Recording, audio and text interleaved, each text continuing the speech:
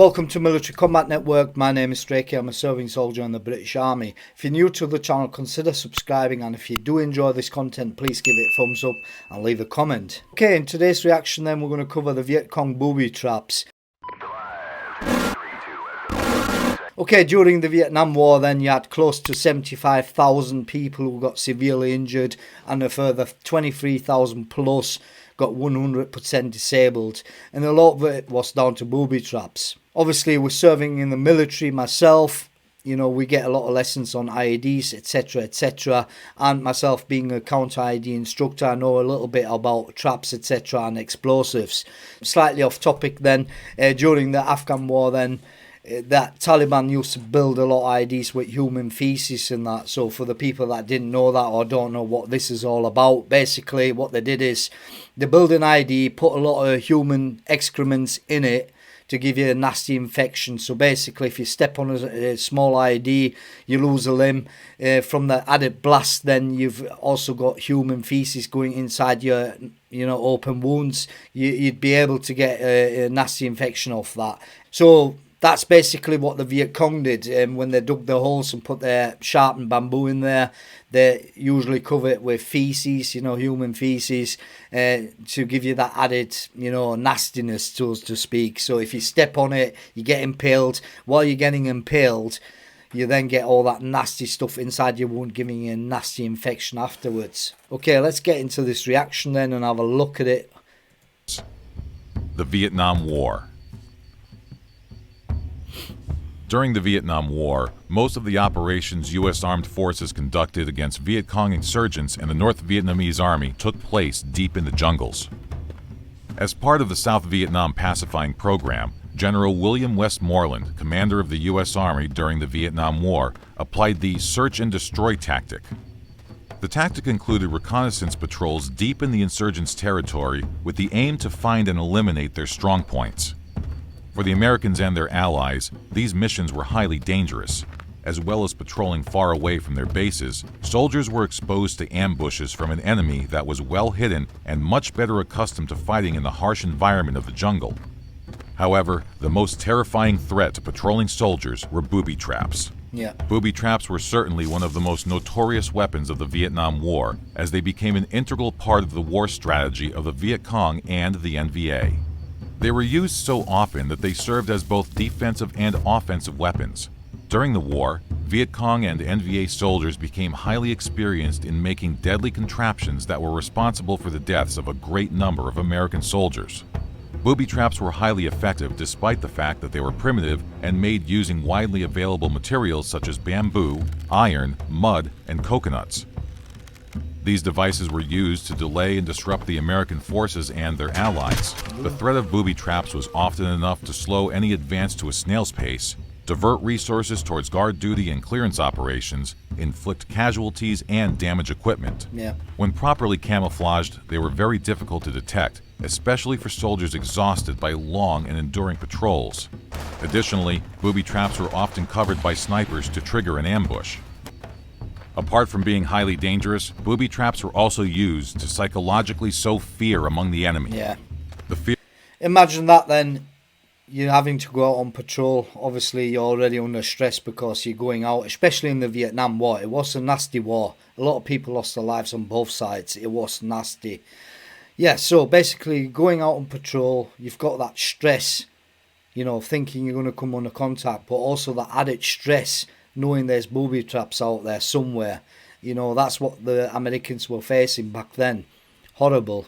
Fear of booby traps was so great that field units were under constant stress, which created severe mental fatigue on both officers and soldiers. Punji Stakes. Punji traps were long nails or sharpened steel rods hammered through bamboo and wood. These spiked blocks were hammered to the bottom of a wooden box, which was then dug into a shallow hole or rice paddy. The top of the wooden box was covered with a thin frame with grass, crops, leaves, and mud camouflage. Once a soldier on patrol stepped on it, his leg would fall through and fall on the spikes or stakes inside. Nasty. It was impossible to remove a trapped leg or legs without severe damage.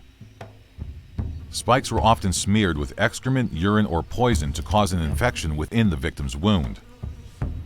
Small punji traps had sides around 16 inches wide and were around 23 inches deep. There was also a large version of this Punji stake trap. This huge hole was filled with sharpened bamboo stakes pointing in various directions. The top frame, fitted with a cover, was also made of bamboo, camouflaged with mud and leaves and fastened around an axle.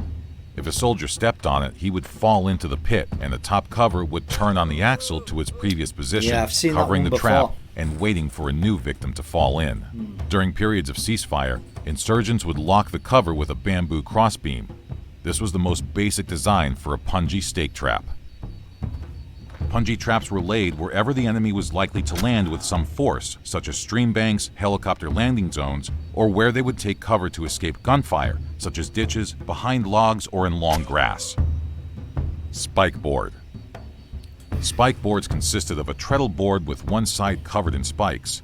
If a soldier stepped on a treadle, the opposite spike side would fly up straight into his face or chest. The possibility of surviving the trap was very low. Trap bridge. The trap bridge was usually set up over a ditch filled with water or mud and lined with sharpened bamboo sticks. Sticks were cut low so they did not protrude over the water line, or the ditch was blocked to keep the water level high, therefore keeping them hidden. If this wasn't possible, then the sticks were covered in mud. It's incredible how intelligent they were in regards to booby traps. You know, the thought that's gone behind these traps is unreal. The middle of the bridge was partially cut so that it would break under the weight of the soldiers crossing over it.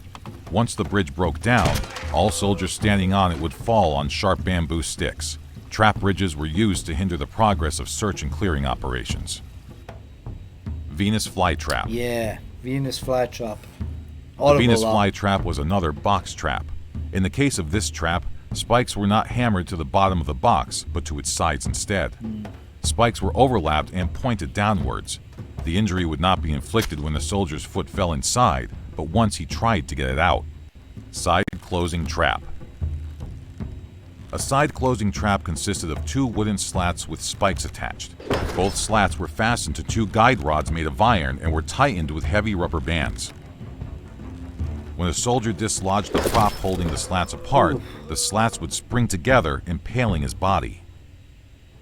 Bear trap. Another type of side-closing trap, the bear trap, was a small trap that consisted of two spiked wooden boards joined at the end so they would pivot upwards.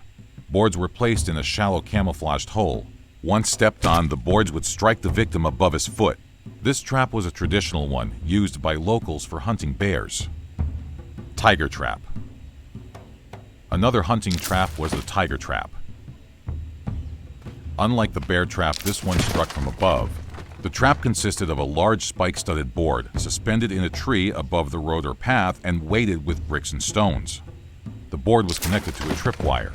When the wire was triggered by a patrolling soldier, it would unlink the trap to fall down and kill anyone standing below. Nasty. Mace trap.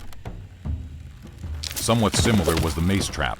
Instead of falling down directly from above, the mace trap would swing down, taking out everyone in its way. The mace was made in various forms. It could be made as a concrete ball, a spiked mud ball, a wooden box, or as it was most often, a spiked log. Mace traps were usually very heavy and a large number of spikes were welded onto it. It was suspended in a tree on the end of a rope or cable and attached to a tripwire on the enemy pathway. Mace traps functioned as a pendulum, impaling the victims. It usually struck a large number of soldiers at once. It was one of the most frequent and most fearsome of all booby traps in the Vietnam War. Door trap. Door trap. This type of danger also existed in buildings. Very often, these kind of swinging traps were scaled down to fit inside of a house. Door traps were given their name because they were suspended over the entrance of a doorway. By opening the door, the soldier would release the tripwire, which would release the spiked bamboo stick or a smaller log and impale him. Bamboo whip trap.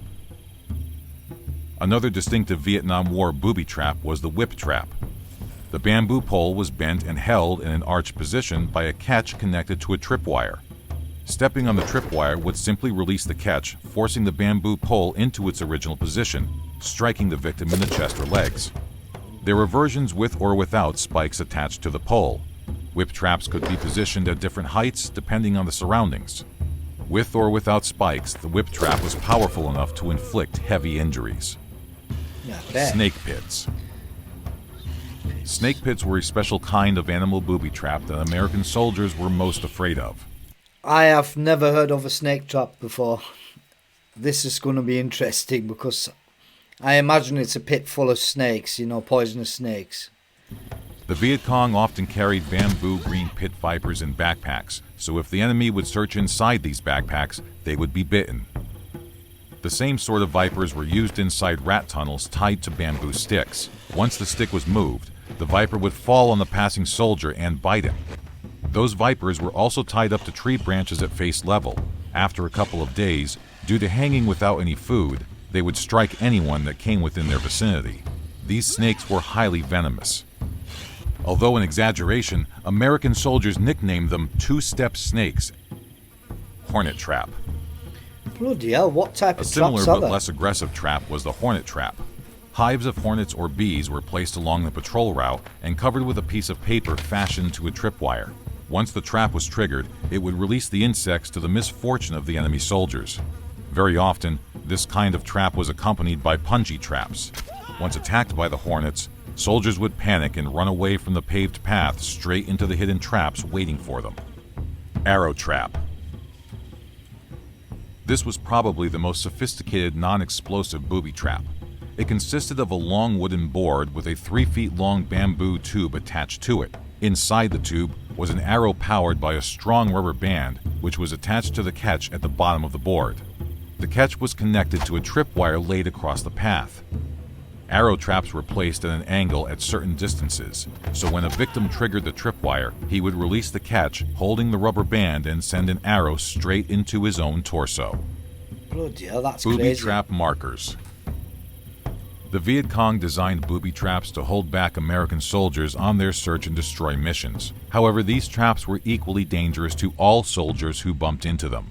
So they created markers to indicate where there was a booby trap in the vicinity. By knowing how to interpret these markers, they could determine the distance and the direction of the booby trap. It was knowledge of vital importance to American patrols. The hard part was that there were many different markers. Sometimes these were sticks laid in patterns, forked sticks, folded palm leaves, or broken branches.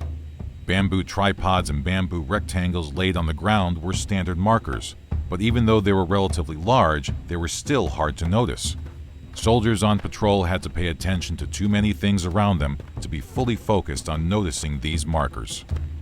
On long, tiring marches, their awareness was especially low, and in these situations, patrolling soldiers were easy victims to these potentially deadly booby traps. Incredible how many different Vietcong booby traps there actually were. I mean, I've watched a lot of documentaries about the Vietnam War. My favourite movie of all time is Platoon. You know, I've listened to people on YouTube documentaries speak about their experiences in the jungle, and I don't think I've ever heard a good story about it. It's always been grim. Anyway, if you enjoyed this little reaction, please give it a thumbs up. If you're new to the channel, as I already said at the beginning, consider subscribing for daily reactions, and I'll see you in the next one. Take care.